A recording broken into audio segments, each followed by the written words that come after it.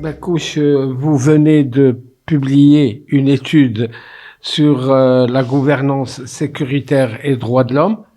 Nous voudrions que vous expliquiez pourquoi cette étude, elle servira à quoi?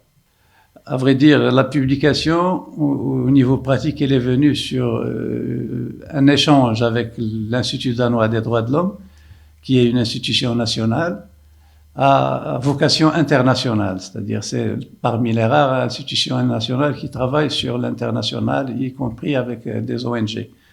Donc, qui ont pris connaissance de cette expérience et qu'ils ont considéré comme parmi les rares au niveau international. Donc, ils nous ont demandé pourquoi pas présenter cette expérience, les leçons qui se dégagent de ce travail et qu'elles bénéficient, qu'elles soient plutôt positives, quelles leçons peuvent tirer les ONG dans d'autres pays de ce processus. Bien sûr, nous, on est parti d'une recommandation de l'IER au démarrage, parce que c'était une recommandation, un rapport qui a été approuvé par Sa Majesté, qui a été remis aux institutions intéressées pour la mise en œuvre de ces recommandations. Et on a pris cette recommandation qui n'était pas sujet de débat public. La question de sécurité, c'était presque une question qui concerne le secteur de sécurité.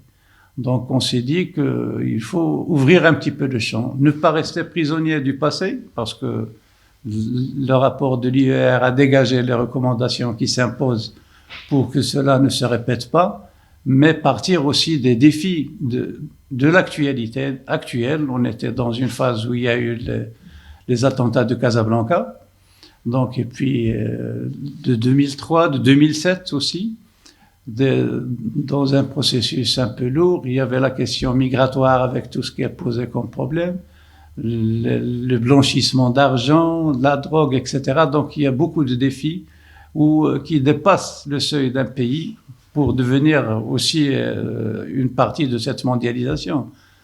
Donc on a ouvert ce chantier. D'abord, mettre les gens autour d'une table, c'était pas chose facile au début, mais on a pu réussir grâce à la volonté des uns et des autres, et puis à l'engagement de l'institution sécuritaire elle-même, qui a été parmi les premiers à répondre favorablement à cette requête, à cette dynamique. Et depuis lors, elle fait partie de tout le processus de réflexion.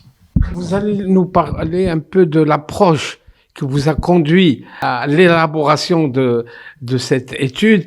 Qui ont été vos partenaires ici?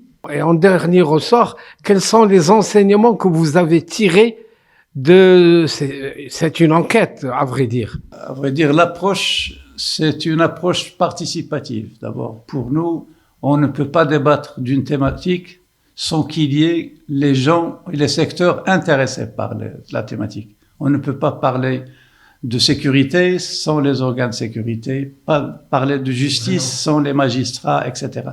Donc notre approche, c'est celle-là dans tous les domaines.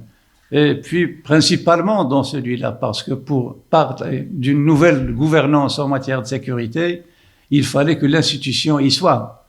Et là, c'était un travail d'abord de plaidoyer, d'explication, de l'approche elle-même. Donc, comme la question de sécuritaire, qu'elle concerne toute la société, qu'elle concerne les acteurs politiques au sein du Parlement pour l'évaluation du travail au cours de l'adoption des budgets annuels et de l'investiture des gouvernements. Donc c'était celle-là. Et puis ouvrir des canaux d'échange avec ces secteurs. Donc on a entamé avec la Direction générale de la Sûreté nationale, la gendarmerie, les forces auxiliaires, les ministères de l'Intérieur qui est chargé.